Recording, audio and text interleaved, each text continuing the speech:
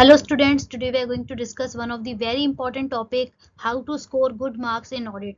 यानी आपको audit subject, क्योंकि एक थियरी सब्जेक्ट है स्टूडेंट्स, तो आपको सीए इंटर हो सीए फाइनल हो, इसमें ऑडिट सब्जेक्ट में आपको अच्छे मार्क्स कैसे कवर करने हैं ताकि आपका एग्रीगेट अच्छा बन सके और आप अच्छे से क्लियर कर सके अपना सीए का एग्जाम।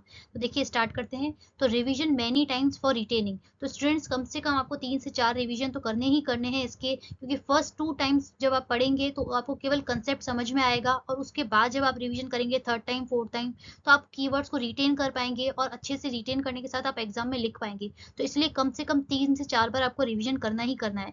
उसके बाद mark tricky questions for the last revision. यानी जब आप third time fourth time revision कर रहे होंगे तभी भी जो टॉपिक आपको ट्रिकी लग रहे होंगे, जो स्टैंडर्ड्स के आपको कंसेप्ट में थोड़ा सा इसमें कॉम्प्लेक्स लग रहे होंगे, तो आप उसको मार्क कर लीजिए और एग्जाम में जाने से पहले जरूर आप उसको गो थ्रू कीजिए। यानी एबीसी एनालिसिस करना है कि कौन से टॉपिक्स जो आपको कॉम्प्लेक्स लग रहे थे, जो इंपॉर्टेंट है, वो तो आपको एग्जाम में जाने से पहले कवर करने ही करने हैं। तो इस हिसाब से आपको एबीसी एनालिसिस करना है। नेक्स्ट आपको ध्यान रखना है, राइटिंग प्रैक्टिस इज मस्ट। तो इसको तो आप स्किप करिएगा ही नहीं स्टूडेंट्स, क्योंकि लॉ और ऑडिट ऐसे सब्जेक्ट हैं, तो आपको थियरी सब्जेक्ट है, तो राइटिंग प्रैक्टिस यानी RTP revision test paper, mock test paper और उसके अलावा मॉडल टेस्ट पेपर भी है ना, इसके बीओएस के पोर्टल पे है, तो आप उसको प्रैक्टिस कीजिए।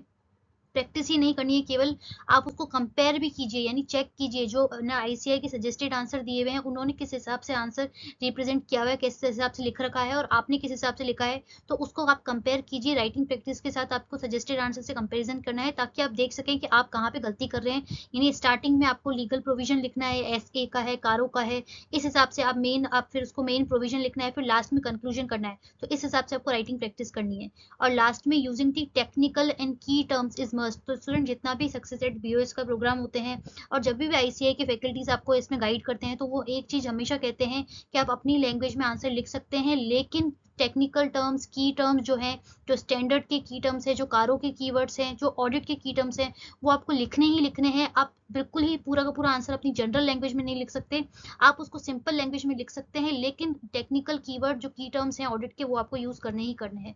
नेक्स्ट है coating the relevant standard number, कारो क्लॉजेस, दिस इज मस्ट, क्योंकि सीए फाइनल लेवल पे, सीए इंटर लेवल पे स्टूडेंट्स गलत नहीं लिखना है, लेकिन अगर आपको याद है तो कोशिश कीजिए, आप जैसे 3 से 4 बार रिवीजन कर रहे हैं तो याद हो ही जाते हैं। तो कारो के क्लॉजेस अगर आपको कंफर्म पता है, रेलिवेंट एसए ये स्टैंडर्ड्स ऑन ऑडिटिंग अगर आप कोड कर सकते हो तो बिल्कुल कोड कीजिए, आपको उससे इन्हांस हो सकता है आंसर, तो उसकी क्वालिटी का आंसर की इंक्रीज होगी और आपको अच्छे मार्क्स मिलते हैं। लेकिन गलत कभी भी कोट नहीं करना है, ये चीज आपको ध्यान में रखनी है।